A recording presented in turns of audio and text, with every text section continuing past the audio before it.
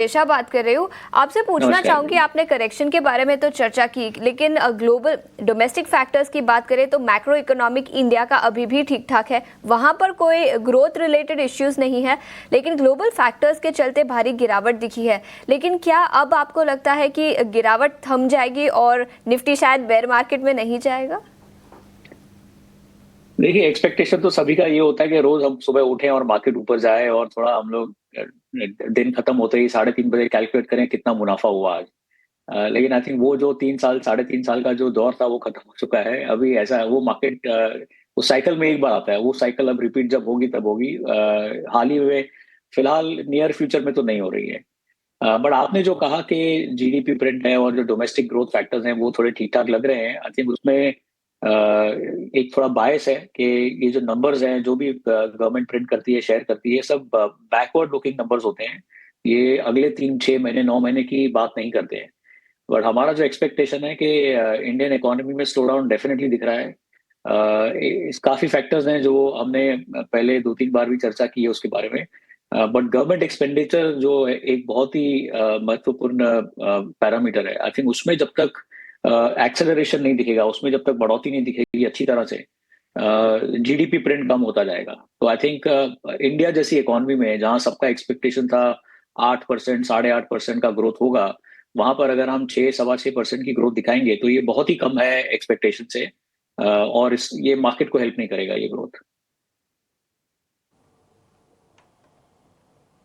Correction के लिए, और ये करेक्शन हुआ है, एक अच्छा ही करेक्शन हुआ है। तो अगर आप अभी कंपेयर करें इंडिया को बाकी दूसरे मार्केट से, तो इंडिया का परफॉर्मेंस बहुत ही खराब रहा है। लेकिन ये पिछले 6 महीने की बात कर रहे हैं। अगर आप पूरे 4 साल देखें तो इंडिया का परफॉर्मेंस बहुत अच्छा रहा है। लेकिन जो इन्वेस्टर कम्युनिटी है, हम लोग जो हैं, हम लोग बहुत ही फोकस्ड होते हैं कि अभी मार्केट में क्या हो रहा है, आज पैसे क्यों नहीं बन रहे हैं, पिछले 3 महीने में पैसे क्यों क्यों नुकसान हो गया हमारा। बट 3 4 साल की स्टोरी हम भूल जाते हैं।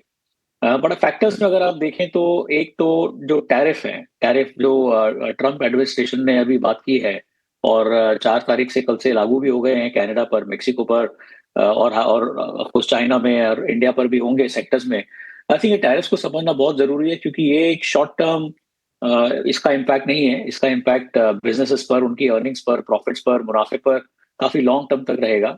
और ये हम भी रिसर्च में लगे हुए हैं ये समझने के लिए कि किस सेक्टर्स पर, कौन सी बिजनेसेस पर इसका पॉजिटिव इफेक्ट होगा, क्योंकि किसी किसी बिजनेस पे के लिए अच्छा होगा, बट मोस्टली बिजनेस के लिए नेगेटिव होगा।